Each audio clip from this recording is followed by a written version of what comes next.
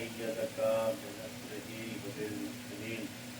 ए रसूल, मैंने आपकी तारीफ अपनी खास नुसरत और ख़ास मदद के ज़रिए से वबिलमुमिनीन और मोमिन के ज़रिए से की। अल्लाह ने पैगम्बर इस्लाम की नुसरत और मदद जिन शख्सियात के ज़रिए से की, उनमें से सबसे पहले जनाब अब्दुल मुत्तलिब हैं, जो रसूल के दादा हैं, जिन्होंने अव्वल उम्र से लेकर रसूल की पैदाइश से लेकर अपने उम्र के आखिरी अय्याम तक पैगम्बर इस्लाम की नुसरत और मदद की। जनाब अब्दुल मुत्तलिब वो हैं कि जिनकी हैबत का आलम ये था कि जब अबरहा खाने काबा को ढाने के लिए आ रहा था, क्योंकि लोगों के फ़ुरूग, लोगों के दिल ज़्यादा खाने काबा की जानिब मायल थे, लेकिन उसका जो कलीसा था उसकी तरफ कोई किसी को रग़बत नहीं थी। लिहाजा इसने सोचा खाने काबा को मुनहदिम कर दिया जाए, खाने काबा को ढा दिया जाए। लिहाजा जब ये अपना लश्कर लेकर चला है यमन से, तो जो भी इसके मुकाबले में आता था हर एक शिकस्त पा जाता था। कोई भी इतना बड़ा लश्कर लेकर चला था ये रहा कि कोई भी उसका मुकाबला नहीं कर पा रहा था। लिहाजा ये जब खाने काबा के करीब पहुंचा है, तो उससे पहले वहाँ पर जो लोगों के जानवर थे, ऊँट वगैरह थे, इसके लश्कर वाले सबको कब्जा कर लिया, सबको ले लिया। उन्हीं ऊँटों में जनाब अब्दुल मुत्तलिब का भी ऊँट था। जनाब अब्दुल मुत्तलिब की हैबत देखिए। तो लिहाजा जब जनाब अब्दुल मुत्तलिब के कारिंदों ने यहाँ पे बताया कि आपके भी ऊँटों को कब्ज़ कर लिया गया है, आपके ऊँटों को भी ले लिया गया है, तो जनाब अब्दुल मुत्तलिब आमादा हुए कि जाकर अबरहा से मिले। जब उसको ये मालूम हुआ कि अब्दुल मुत्तलिब जो सरदार बतहा हैं वो आ रहे हैं, तो उसने अपने लश्कर वालों से कहा कि देखो, जब अब्दुल मुत्तलिब यहाँ पर आएँ तो कोई भी उनके एहतराम में खड़े मत होना, उनको रुस्वा करने के मतलब सब यानी चाह रहा था। लिहाजा कहा कि जब यहाँ पर अब्दुल मुत्तलिब आएँ तो कोई भी उनके एहतराम में मत खड़े होना।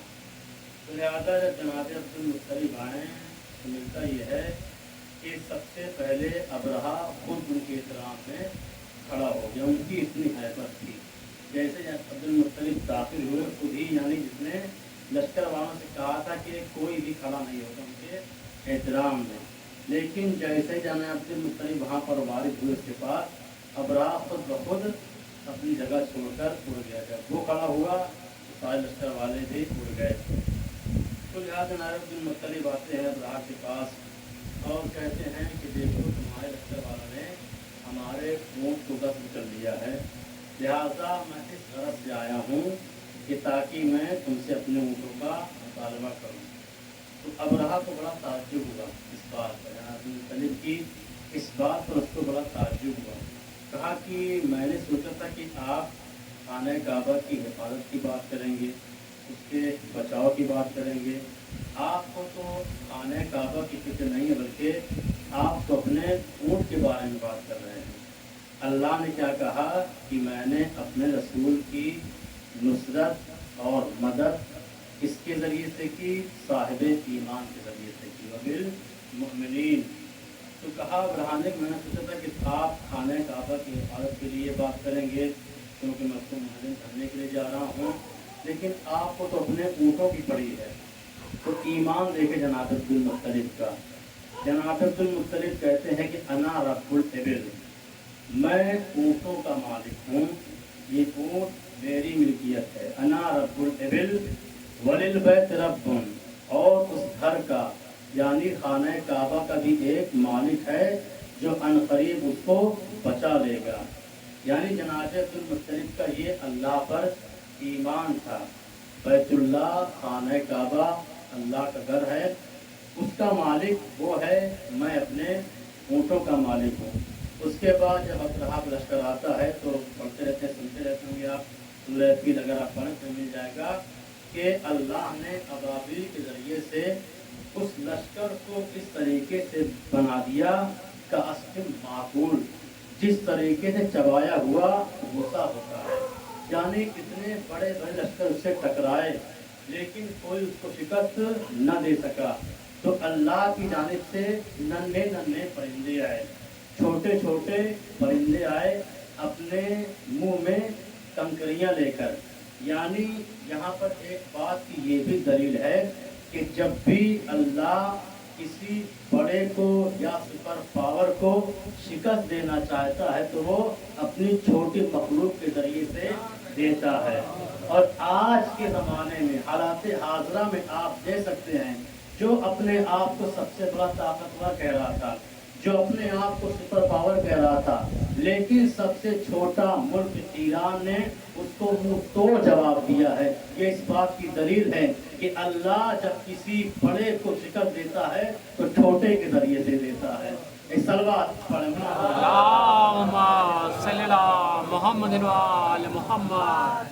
تو جناب عبدالمطلب کا یہ اللہ پر ایمان کی یہ دلیل ہے، اور اللہ نے اپنے دین کی تعریف اپنے خاص بندے کے ذریعے سے کی اور صاحبان ایمان کے ذریعے سے کی۔ جناب عبدالمطلب کے بعد دوسرا مرحلہ آتا ہے جب جناب مطلب اس دنیا سے رخصت ہو جاتے ہیں، اب یہ ساری ذمہ داری آ جاتی ہے جناب ابو طالب کے اوپر، جو پیغمبر اسلام کے حقیقی چچا ہیں۔ جناب عبدالمطلب کے کئی بیٹے تھے، 10 بیٹے تھے، لیکن جناب عبداللہ اور جناب ابو طالب یہ ایک ماں سے تھے، یعنی مولا کائنات کے والد اور رسول اللہ کے والد، یہ دونوں ایک ماں سے تھے، باقی اور جو سارے بھائی تھے وہ الگ الگ ماں سے، لہٰذا یہ مولا کائنات اور مولا کائنات کے بعد جناب ابو طالب یہ دونوں سگے بھائی تھے۔ لہٰذا جب جناب عبدالمطلب دنیا سے رخصت ہو گئے، چلے گئے، اب یہ ساری ذمہ داری جناب ابو طالب کے کاندھوں پر آ گئی، چونکہ جناب عبدالمطلب نے جناب ابو طالب کو ہی وصیت کی تھی کہ تم محمد کی حفاظت کرنا، تو لہٰذا جناب ابو طالب ہمیشہ پیغمبر اسلام کی حفاظت کرتے رہے، بلکہ کیونکہ مشرکین مکہ سے خطرہ تھا، لہذا رات میں اپنے رسول کی جگہ پر کبھی مولا کائنات کو لٹاتے تھے، کبھی دوسرے اپنے جناب عقیل کو لٹاتے تھے، مطلب دوسرے بچوں کو پیغمبر اسلام کی جگہ پر لٹاتے تھے، تاکہ اگر کوئی دشمن حملہ کرے تو میرے بچے قتل ہو جائیں لیکن پیغمبر اسلام کی جان بچ جائے۔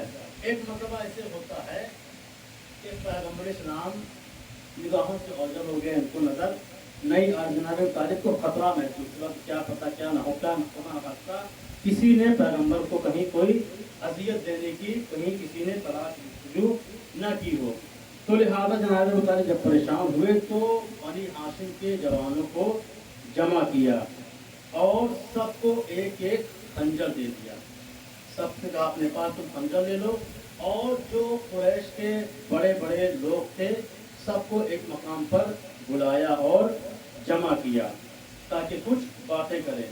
ان کا مقصد یہ تھا کہ ان کے سامنے بیان کریں کہ پیغمبر اسلام مجھے نظر نہیں آ رہے ہیں، محمد مجھے نظر نہیں آ رہے ہیں، اور اگر کچھ دیر تک وہ مجھے نہ ملے تو میں اپنے جوانوں کو اشارہ کروں گا اور سب جوان جتنے بھی وہاں کے بڑے بڑے سردار ہیں سب کو خنجر کے ذریعے سے مار دیں گے۔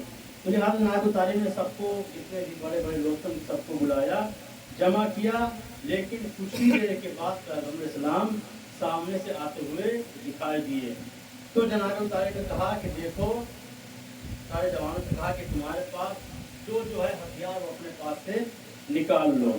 اس کے بعد کہا کہ دیکھو تم لوگ خبردار کرتا ہوں، تم سب کو ہوشیار کرتا ہوں کہ آج اگر محمد تھوڑی دیر اور نہ آتے تو تم سب کو کیا کیا تھا، تم سب کو قتل کر دیا جاتا، لہذا آئندہ اس بات کا خیال رکھنا کہ تم میں سے کوئی بھی محمد کو اذیت دینے کی جستجو اور تلاش نہ کرے، کوشش نہ کرے، ورنہ میں تمہارا वही हासिल करूंगा, यानी सबको मैं कत्ल कर दूंगा। इस तरह जनाब अबू तालिब की ये हैबत थी। ये पैगम्बर इस्लाम किस तरीके से नुसरत करते थे। एक और नुसरत पैगम्बर इस्लाम की जनाब हमजा के जरिए से। शुरू यानी अभी इस्लाम का आगाज हुआ था और काफ़ी मंसूबे बना रहे थे पैगम्बर इस्लाम को, कभी कत्ल करने का मंसूबा, कभी अजियत देने का मंसूबा, तरह तरह के मंसूबे ये कुफ्फार मुशरिकीन बना रहे थे। तो अभी जनाब हमजा ने इजहार इस्लाम नहीं किया था। तो एक मरतबा ये कुफ्फार मुशरिकीन खाने काबा के पास बैठे हुए 10-15 लोग मंसूबा बना रहे थे, पैगम्बर इस्लाम को कत्ल करने का, उनको अजियत देने का मंसूबा बना रहे थे। तो जनाब हमजा चूँकि बहादुर, बहुत बहादुर को शेर अरब कहा जाता था जनाब हमजा को।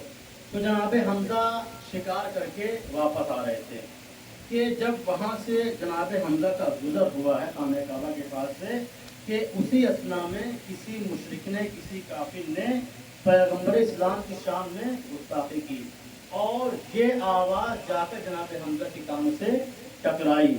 जैसे ही जनाब हमजा के कानों में आवाज़ टकराई, फौरन अपने घोड़े से नीचे उतरे, कमान को अपने शाने से उतारा और वहाँ से आकर दौड़कर अबू जहल की नाक पर तलवार मार दी और कहा कि जो भी मेरे भतीजे के खिलाफ कोई साजिश रचेगा या कोई अजियत देने की कोशिश करेगा तो मैं उसको इसी तरीके से परेशानियां, इसी तरीके से मैं उसको सजा दूंगा।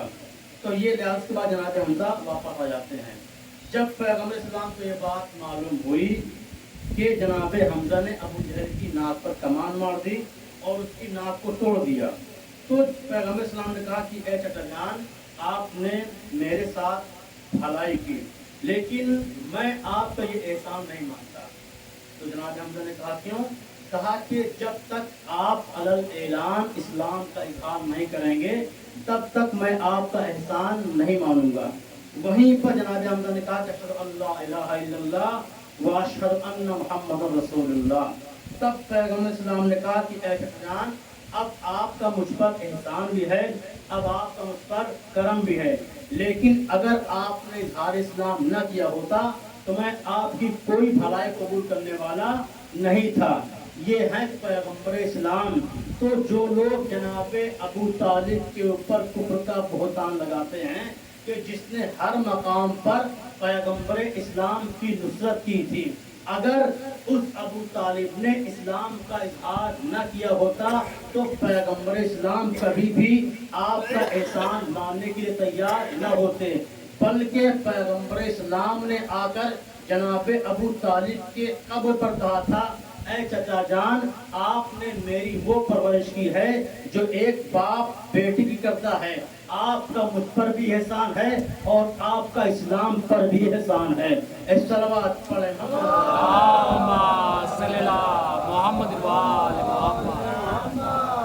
जिसके ईमान की सनद कुरान मजीद दे रहा है, हुवल्लज़ी अय्यदका बिनस्रिही व बिल मुमिनीन। ऐ रसूल, मैंने आपकी ताईद अपनी खास नुसरत और खास मदद के जरिए से की, वबिल मुमिनीन, और साहिबाने ईमान के जरिए से की। नुसरत करने वाले कौन हैं? नुसरत करने वाले अब्दुल मुत्तलिब हैं, नुसरत करने वाले जनाब अबू तालिब हैं, नुसरत करने वाले जनाब हमजा हैं, और सबसे बड़े नासिर का नाम है अली इब्न अबी तालिब। सलवात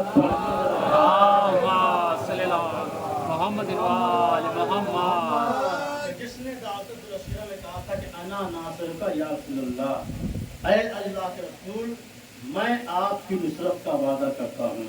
यानी अल्लाह अगर अपने रसूल की नुसरत करना चाहता है तो या वो अबू तालिब के जरिए से करता है या वो अली के जरिए से करता है। यानी अल्लाह की मदद और अल्लाह की नुसरत अली के जरिए से ज़ुहूर में आती है। तो अगर हम अपनी मुश्किल कुशाई के लिए, अपनी मदद के लिए, अपनी नुसरत के लिए अली को पुकारते हैं तो इस पर एतराज़ नहीं करना चाहिए, क्योंकि अल्लाह की नुसरत अली के जरिए से ही ज़ुहूर में आती है। सलवात पढ़ें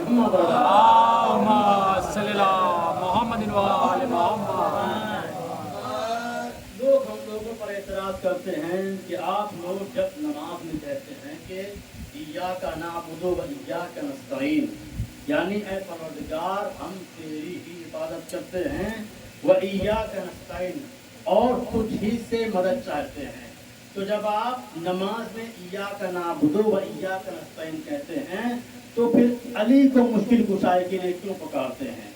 نماز میں آپ کہہ رہے ہیں کہ یا نعبد و ایاک نستعین، اے پروردگار ہم تیری ہی عبادت کرتے ہیں اور تجھ سے ہی مدد چاہتے ہیں، تو پھر علی کو مشکل کشائی کے لیے کیوں پکارتے ہیں؟ علی کو مدد کے لیے کیوں پکارتے ہیں؟ میں نے کہا کیوں؟ کہا چونکہ علی مخلوق ہیں، خالق نہیں ہیں، علی حادث ہیں، قدیم نہیں ہیں، علی ممکن الوجود ہیں، واجب الوجود نہیں ہیں۔ تو میں نے کہا دوسرا سوال میرا یہ ہے کہ جس طریقے سے آپ کہتے ہیں کہ علی مخلوق ہیں، خالق نہیں، علی حادث ہیں، قدیم نہیں، علی ممکن وجود ہیں، واجب وجود نہیں ہیں، تو یہ بتائیے کہ آپ کے سجدے کس کے لیے ہیں؟ آپ کے سجدے خالق کے لیے ہیں یا مخلوق کے لیے ہیں؟ آپ کے سجدے حادث کے لیے ہیں یا قدیم کے لیے ہیں؟ آپ کے سجدے واجب وجود کے لیے ہیں یا ممکن وجود کے لیے ہیں؟ تو ہر انسان یہی جواب دے گا کہ ہمارے سجدے خالق کے لیے ہیں، مخلوق کے لیے نہیں ہیں، ہمارے سجدے قدیم کے لیے ہیں، حادث کے لیے نہیں ہیں، ہمارے سجدے واجب وجود کے لیے ہیں، ممکن وجود کے لیے نہیں ہیں۔ تو بتائیے جس خانہ کعبہ کی طرف آپ رک کر کے نماز پڑھتے ہیں یا سجدہ کرتے ہیں، وہ خانہ کعبہ خالق ہے یا مخلوق؟ وہ خانہ کعبہ حادث ہے یا قدیم؟ وہ خانہ کعبہ ممکن وجود ہے یا واجب وجود؟ تو ہر انسان یہ جواب دے گا کہ بے شک خانہ کعبہ مخلوق ہے، خالق نہیں، بے شک خانہ کعبہ حادث ہے، قدیم نہیں، بے شک خانہ کعبہ ممکن وجود ہے، واجب وجود نہیں ہے۔ تو بھائی جب آپ کے سجدے خالق کے لیے ہیں تو مخلوق کی طرف رک کر کے کیوں ہو رہا ہے؟ جب آپ کے سجدے قدیم کے لیے ہیں تو حادث کی طرف رک کر کے کیوں ہو رہا ہے؟ جب آپ کے سجدے واجب وجود کے لیے ہیں تو ممکن وجود تک رک کر کے کیوں ہو رہا ہے؟ کہا بھائی آپ بات سمجھے نہیں۔ میں نے کہا کیا نہیں سمجھے؟ کہا بے شک خانہ کعبہ مخلوق ہے، خالق نہیں، بے شک خانہ کعبہ حادث ہے، قدیم نہیں، بے شک خانہ کعبہ ممکن وجود ہے، واجب وجود نہیں ہے، لیکن ساتھ ساتھ خانہ کعبہ بیت اللہ ہے، یعنی مخلوق ہے، بیت اللہ ہے، حادث ہے، بیت اللہ ہے، ممکن وجود ہے، بیت اللہ ہے۔ تو بھائی جس طریقے سے خانہ کعبہ مخلوق ہے، خالق نہیں، حادث ہے، قدیم نہیں، ممکن وجود ہے، واجب وجود نہیں ہے، لیکن بیت اللہ ہے، اسی طریقے سے مولا علی حادث ہے، قدیم نہیں، مخلوق ہے، خالق نہیں، ممکن وجود ہے، واجب وجود نہیں ہے، لیکن جس طریقے سے خانہ کعبہ بیت اللہ ہے اور بیت اللہ کی طرف رک کر کے سجدے کرنا، بیت اللہ کی طرف رک کر کے نمازیں پڑھنا، اللہ کی طرف رک کر کے نماز پڑھنا ہے، اسی طریقے سے خانہ کعبہ بیت اللہ ہے تو علی نفس اللہ ہے، وجہ اللہ ہے، جنب اللہ ہے، علم اللہ ہے، ہر چیز یعنی ہر کائنات، تمام فضائل مولا کائنات میں موجود ہیں۔ یا علی یا علی اللہم صلی اللہ محمد و آل محمد۔ جس طریقے سے خانہ کعبہ کی طرف رک کر کے نماز پڑھنا اللہ کی طرف رک کر کے نماز پڑھنا ہے، اسی طریقے سے ید اللہ کو مدد کے لیے پکارنا اللہ ہی سے مدد مانگنا ہے، چونکہ ہم علی کو وسیلہ بناتے ہیں، علی کو ہم وسیلہ قرار دیتے ہیں اپنی دعاؤں کے لیے۔ تو جس طریقے سے اللہ عالم ہے، تو جب اللہ عالم ہے تو اب علم سیکھنے کے لیے اللہ کے پاس جانا چاہیے، غیر اللہ کے پاس نہیں جانا چاہیے۔ میں نے یہ سوال کیا کہ جب اللہ عالم ہے تو علم سیکھنے کے لیے اللہ کے پاس انسان جائے، غیروں کے پاس کیوں جائے؟ تو کہا چونکہ اللہ نے اپنے علم کو اپنی ذات میں محدود نہیں کیا ہے، بلکہ اللہ نے اپنے بندوں کو علم عطا کیا ہے، تو لہذا اس لیے ان سے علم حاصل کیا جاتا ہے۔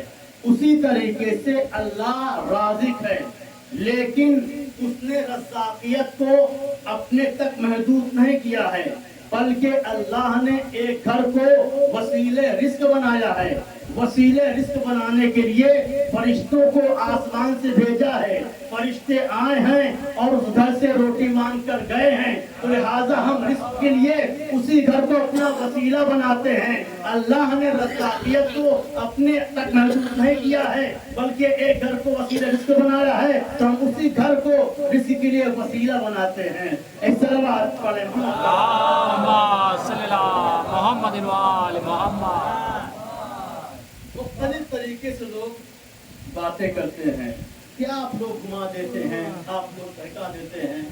آپ ہی لوگ کہتے ہیں کہ جب مولا کائنات جو کی روٹی توڑتے تھے تو گھٹنوں کا سہارا لیتے تھے، لیکن علی نے باب خیبر کو 2 انگلیوں سے اکھاڑ کر پھینک دیا جیسے کوئی پتا ہو، تو وہی علی جو روٹی توڑ رہا تو گھٹنوں کا سہارا لے رہا ہے، لیکن باب خیبر جس کو کئی ہزار لوگ صرف کھولتے تھے اس کو کیسے اٹھا کر پھینک دیا؟ یہ سوال مولا کائنات سے پوچھا گیا۔ تو مولا علی نے کہا کہ میں نے باب خیبر قوت جسمانی سے نہیں بلکہ قوت ربانی سے اکھاڑا تھا۔ تو سوال کیا کہ اچھا ٹھیک ہے، اگر علی نے باب خیبر قوت ربانی سے اکھاڑا تھا تو اس میں علی کا کیا کمال ہے؟ اگر جو لوگ 39 دن تک جھنڈا لے کر جاتے تھے اور بانس لے کر واپس آتے تھے، اگر ان کو بھی قوت ربانی مل جاتی تو وہ بھی باب خیبر 2 انگلیوں سے اکھاڑ دیتے۔ تو بے شک یقیناً ہر انسان یہ بات کہے گا کہ بے شک اگر وہ لوگ جو 39 دن تک گئے تھے اگر ان کو بھی قوت ربانی مل جاتی، یعنی اللہ کی طاقت مل جاتی، تو وہ بھی باب خیبر کو 2 انگلیوں سے اکھاڑ دیتے، لیکن اللہ نے یعنی قوت ربانی ان کو نہیں ملی، اللہ نے اپنی طاقت ان کو نہیں دی۔ تو بھائی جب علی کے علاوہ کسی اور کو اللہ کی طاقت نہیں مل سکتی تو خلافت کیسے مل گئی؟ صلوات پڑھیں محمد اللهم صل على محمد وآل محمد۔ یا علی یا علی اللهم صل على محمد وآل محمد۔ اللہ کی نصرت بھی علی کے ذریعے سے ظہور میں آتی ہے اور اللہ کی طاقت بھی علی کے ذریعے سے ظہور میں آتی ہے۔ تو اگر ہم اپنی دعاؤں کا وسیلہ بنائیں علی بن ابی طالب کو تو اس پر اعتراض نہیں کرنا چاہیے۔ خدا بند عالم قرآن مجید میں ارشاد فرماتا ہے کہ ہم روز محشر ہر ایک کو اس کے امام کے ساتھ بلائیں گے، یعنی جس کو امام مانا ہوگا اسی کے ساتھ محشور ہوگا۔ اب اگر اس کا امام جنت میں جائے گا تو وہ جنت میں جائے گا، لیکن اگر امام ہی جہنم میں چلا گیا تو اس کے ماننے والوں کوئی سوال ہی پیدا نہیں ہوتا کہ وہ جنت میں چلا جائے۔ اب جتنے بھی فرقے کے امام ہیں سب سے پوچھئے کہ یہ بتائیے کہ کیا آپ بہشت میں جائیں گے یا نہیں جائیں گے؟ امام مالک سے پوچھئے، امام حنبل سے پوچھئے، امام شافعی سے پوچھئے، جتنے بھی فرقے کے امام ہیں ہر ایک امام سے پوچھئے کہ کیا آپ جنت میں جائیں گے یا نہیں جائیں گے؟ تو مجھے کسی بھی فرقے کا امام یہ کہتا ہوا نہیں ملتا کہ میرا جنت میں جانا کنفرم ہے، میرا جنت میں جانا یقینی ہے، یعنی کوئی بھی فرقے کا امام یہ نہیں کہے گا کہ یقیناً میں جنت میں بہشت میں جاؤں گا۔ لیکن میرے امام کے بارے میں اپنے امام سے خود پوچھو کہ یہ بتاؤ کہ علی جنت میں جائیں گے یا نہیں جائیں گے؟ تو ہر فرقے کا امام یہی کہتا ہوا نظر آئے گا کہ علی ہی جنت میں نہ جائیں گے تو پھر کون جائے گا؟ بلکہ علی حب الجنہ قسیم النار والجنہ، بلکہ علی کی محبت ہی جنت ہے، اور علی نام ہے جنت اور جہنم کے تقسیم کرنے والے کا نام۔ جو جنت اور جہنم کے تقسیم کرنے والے کا نام ہے وہی ہمارا امام ہے۔ صلوات پڑھیں اللهم صل على محمد وآل محمد۔ نعرہ حیدری، یا علی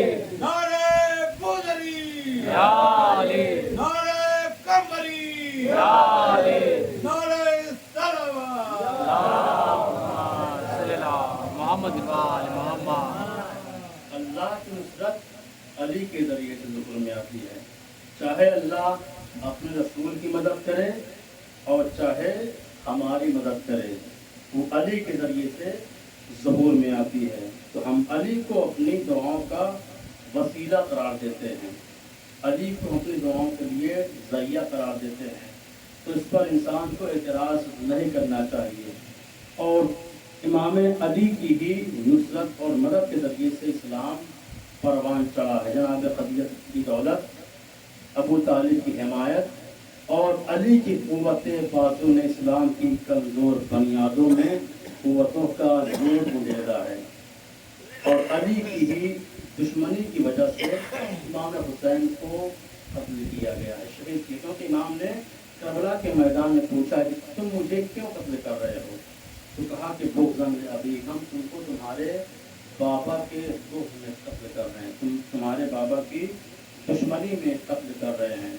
और यजीद ने भी कहा था, जब इमाम हुसैन का सर उसके सामने लाया गया तो यजीद ने भी कहा था कि काश हमारे बद्र वाले बुजुर्ग अजदाद जिंदा होते तो वो देखते किस तरीके से मैंने बद्र का बदला लिया है। तो इसी तो बनी उमैया ने पूरी कोशिश की इस्लाम को नाबूद किया जाए, इस्लाम को बर्बाद किया जाए। लेकिन इमाम हुसैन ने बढ़कर कहा कि मैं अपना तो गला कटवा सकता हूँ, लेकिन अपने नाना के दीन को मैं बर्बाद नहीं होने दूंगा।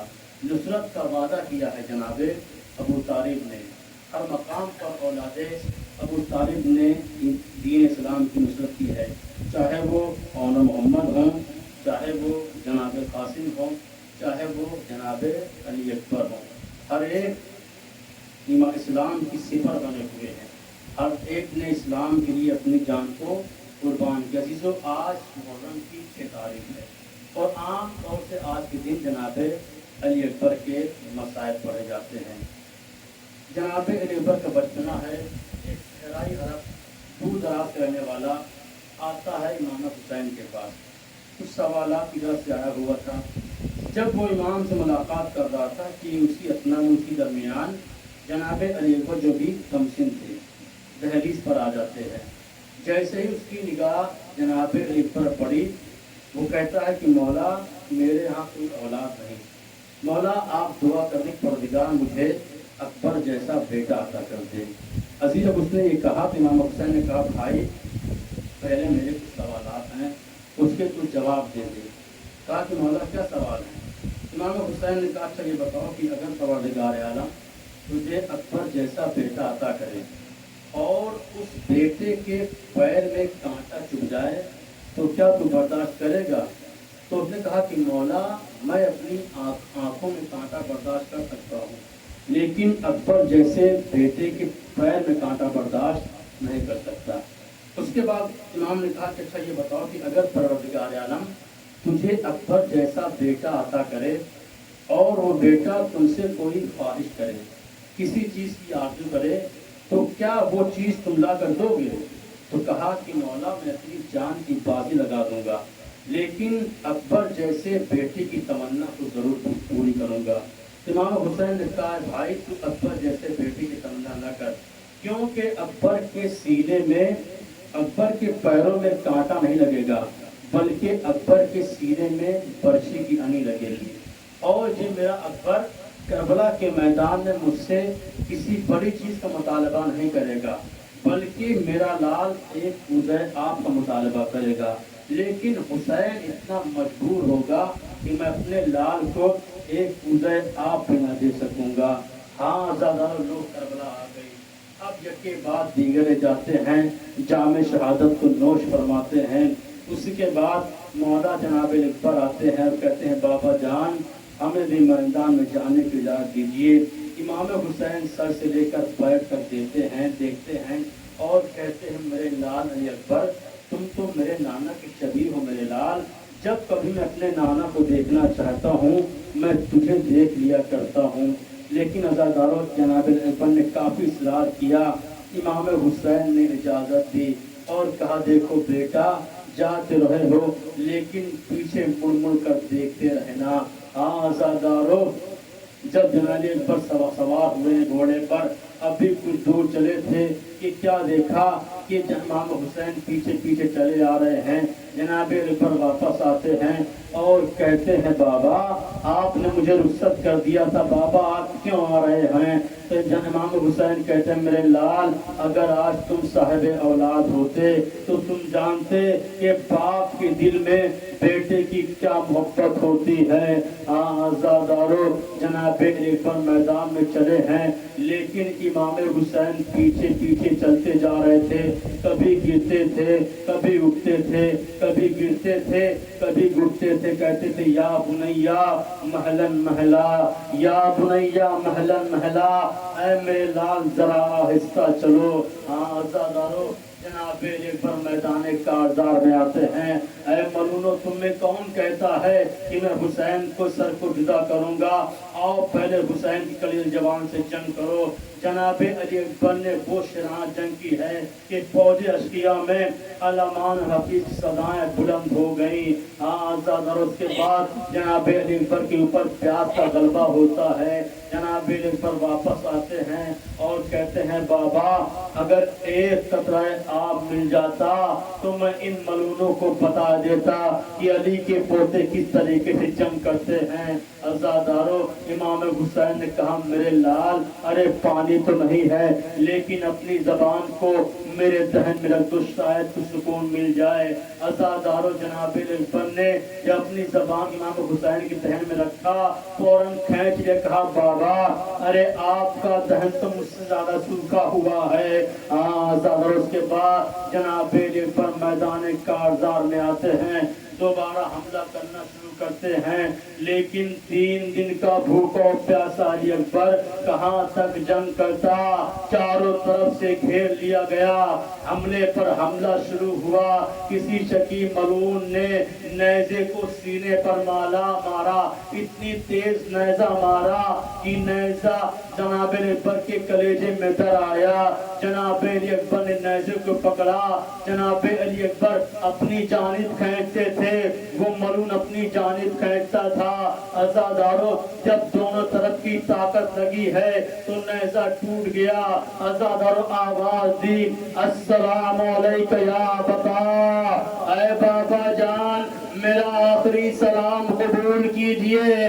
अज़ादारो जैसे इमाम हुसैन के कानों से आवाज टकराई, इमाम हुसैन ने आसमान का रुख किया।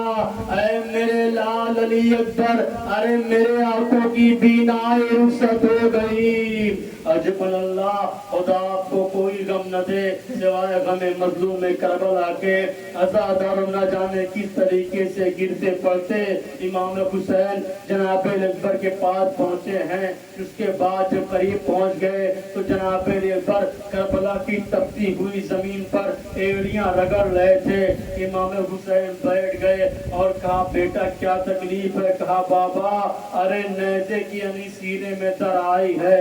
अज़ादारो इमाम हुसैन 2 जानू होकर बैठ जाते हैं, आस्तीनों को उलटते हैं और कहते हैं मेरे लाल तुम तो हैदर कर्रार के पोते हो ना? कहा हाँ बाबा। अज़ादारो ये कहने के बाद नजब का रुख किया और कहा बाबा अली 2 उंगलियों से दरे खैबर का उखाड़ना आसान है, लेकिन जवान के सीने से बर्छी की अनी का निकालना बहुत मुश्किल। अज़ादारो ये कहने के बाद ज़ख्मे अली अकबर में हाथ डाला, नेज़े की अनी को पकड़ा। जैसे ही नेज़े की अनी को बाहर निकाला, अरे नेज़े की अनी के साथ अकबर का कलेजा बाहर आ गया। रूह को बदन से परवास कर गई। इमाम लाशा उठाना चाहते हैं लेकिन बूढ़ा बाप है, जवान का लाशा नहीं उठता। आवाज दी ऐ बनी हाशिम के बच्चों आओ, बूढ़े बाप से जवान का लाशा नहीं उठता। इन्ना लिल्लाहि व इन्ना इलैहि राजिऊन। वसयअलुल्लज़ीना